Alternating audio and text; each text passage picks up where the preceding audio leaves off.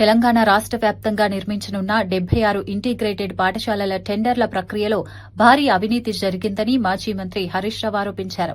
ముఖ్యమంత్రి రేవంత్ రెడ్డి దాదాపు 500 కోట్ల రూపాయల మేర అవినీతికి పాల్పడ్డారని విమర్శించారు.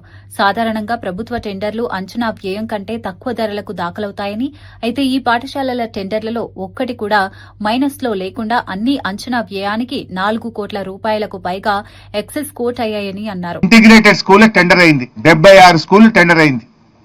ఏ టెండర్ చూడు 4.86 ఎక్సెస్, 4.9 ఎక్సెస్, 4.96 ఎక్సెస్, 4.99 ఎక్సెస్. ఇది 76 స్కూళ్ళ లిస్టు రిలీజ్ చేస్తున్నా. ఏ స్కూల్ ఏ కంపెనీకి దక్కింది, ఏ స్కూల్ ఎంత ఎక్సెస్ పోయింది, మొత్తం కూడా ఈ స్కూళ్ళ పేరిట కూడా పెద్ద ఎత్తున దోపిడీకి పాల్పడ్డారు. ఎక్సెస్ అమౌంటే 494 కోట్ల 1 లక్ష రూపాయలు. ఎక్సెస్ మీద పోయిందే 494 కోట్ల 1 లక్ష రూపాయలు ఎక్సెస్ పోయింది. అంటే ఎంత అవినీతికి పాల్పడుతున్నారు. అంటే ఒక్క టెండర్ అయినా మైనస్ పోదా? 76 స్కూల్ టెండర్ పిలిస్తే ఒకటైనా 1% ఎక్సెస్, 1% మైనస్, 4% మైనస్, లేదా 2% ఎక్సెస్, 3% ఎక్సెస్ ఉండద్దా? అన్ని స్కూళ్ళు 4.96 ఎక్సెస్, అన్ని స్కూళ్ళు 4.86 ఎక్సెస్.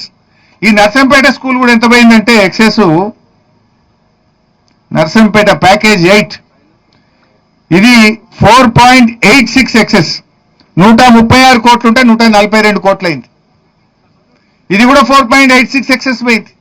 అంటే ఇదంతా విద్యాశాఖలో రేవంత్ రెడ్డి కనుసన్నల్లో జరిగిన స్కామ్. దీన్ని కూడా బయట పెడతా ఉన్నాం. 76 స్కూళ్ళు అన్ని కూడా తన అనుయాయులకు 4.96% ఎక్సెస్ లో దాదాపు 500 కోట్ల ప్రభుత్వ ధనాన్ని లూటీ చేసిండ్రు.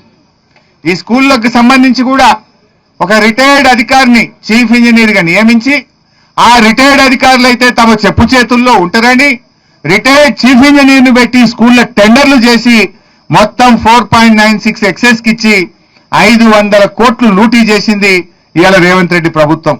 విద్యాశాఖ మంత్రి ఆయన్నే, ముఖ్యమంత్రి ఆయన్నే. ఇటు స్కూళ్లను లూటీ చేసిండ్రు, స్కూళ్ల పేరిట దేవాలయాలను కూల్చి గుప్త నిధులను కూడా లూటీ చేసే కుట్ర చేస్తా ఉన్నారు.